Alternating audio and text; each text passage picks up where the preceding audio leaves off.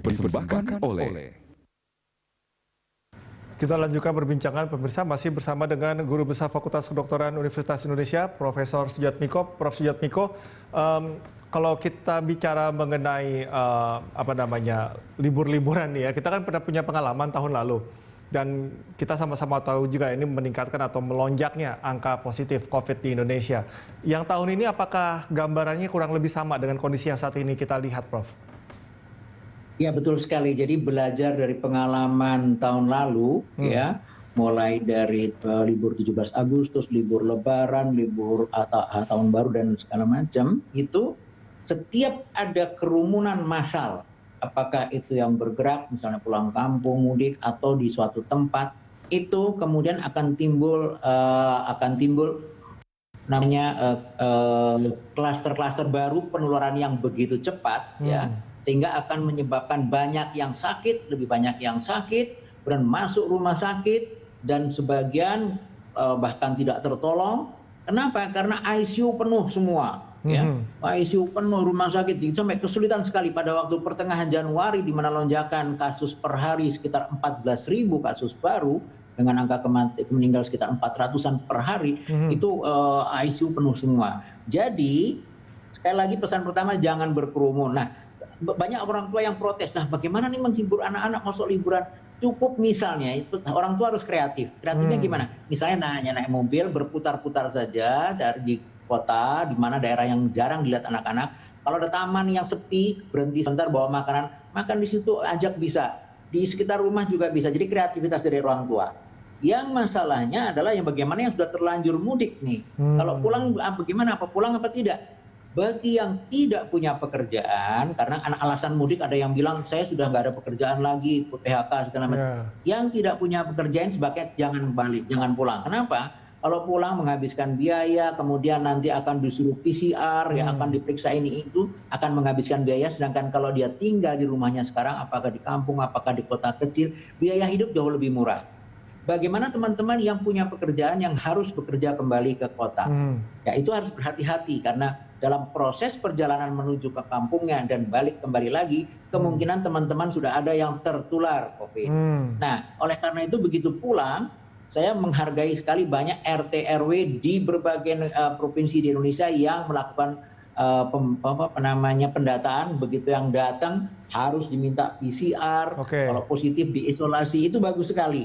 Ya, jadi siap-siap aja supaya jangan sampai menular kemana-mana. Kira-kira begitu. Nah, artinya persyaratan untuk kembali katakanlah ke wilayah Jabodetabek, Prof.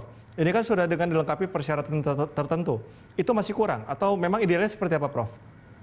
Kalau hanya samplingnya tidak menyeluruh, bisa lolos. Yang positif bisa lolos. Jadi idealnya berskala mikro seperti yang dilakukan di Jawa Tengah, Jogotok, jaga tetangga. Di RT RW, saya sangat menghargai RT RW yang berinisiatif akan semua pemudik-pemudik begitu pulang diwajibkan periksa rapid antigen, kemudian diisolasi seperti dulu. Pada waktu Januari itu diisolasi pemudik-pemudik, kalau nggak sempat periksa 2 minggu diisolasi supaya kalau sakit segera dirawat dan segala macam.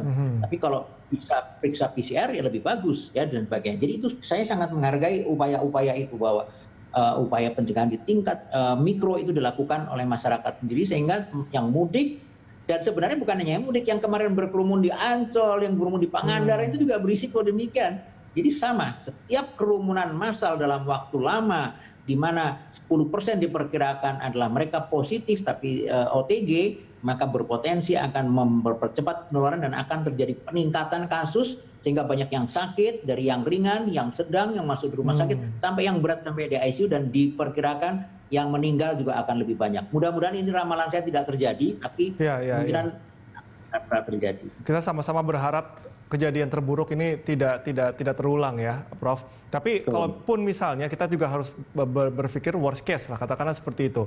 Ini trackingnya akan susah ya, Prof? Betul. Pemerintah harus bekerja keras, teman-teman yang bekerja untuk tracking, karena begitu ada gejala yang positif, tanya kontaknya siapa saja, harus tracing lagi. Itu idealnya begitu. Setiap satu kasus positif yang kontak dengan dia cari. Tujuannya apa? Supaya mengisolasi, supaya tidak menyebar kemana-mana. Intinya itu, ya. Intinya itu. Jadi membatasi supaya cepat diisolasi, supaya tidak menyebarkan. Sehingga penularan terhenti. Itu tujuannya. Jadi betul ini kerja keras dari terutama teman-teman yang tracking di lapangan, tracing di lapangan, itu kerja berat. Dan teman bapak-bapak RT RW yang di lapangan juga mohon bagus sekali kalau bisa semua melacak semua yang baru pulang itu dan diperiksa. Itu bagus sekali itu. Kita sudah punya pengalaman bagaimana treatmentnya, tetapi sangat disayangkan kalau hal tersebut masih diulang lagi ya Prof ya. Prof, kita kan punya banyak kekhawatiran nih, yang sekarang mereka berkerumun, kemudian juga ada varian baru COVID. Nah ini mungkin Prof Sujatmiko bisa jelaskan seberapa besar efeknya. Sebenarnya prinsip pencegahannya sama, mau varian baru, varian lama, prinsipnya apa? Hindari kerumunan, pakai masker, jaga jarak, itu sama. Kalau itu dihindari, virusnya tidak akan masuk ke kita. Tapi begitu sudah masuk ke tubuh seseorang, kalau yang varian baru itu konon lebih cepat menularkan, lebih mudah. Mungkin dalam jumlah kecil saja sudah bisa menimbulkan masalah. Sedangkan yang virus yang lama mungkin dalam jumlah banyak dibutuhkan. Intinya virus varian baru lebih cepat menyebar. Dan ada yang mengatakan juga lebih berat, tapi beritanya hasil penelitiannya bervariasi. Tapi intinya mau ada varian baru maupun varian lama, kalau kita hindari kerumunan, pakai masker yang benar, tidak longgar, tidak masker tipis ya, dan kalau ngomong tidak muncrat-muncrat, jaga jarak, kemungkinan kita akan tidak tertular. Kira-kira gitu, Cika. Dan juga vaksin yang belum divaksin segera. Kan ada diumumkan di media sosial atau media massa di mana ada vaksinasi yang untuk kelompok umur tertentu. Lansia kita prioritaskan, tapi sekarang mulai usia produktif ya, guru dan macam dosen itu segera cari, mumpung vaksinnya masih ada. Takutnya nanti vaksinnya kehabisan. Prof Sujatmiko, kita lanjutkan perbincangan di segmen selanjutnya. Dan pemirsa tetaplah bersama kami.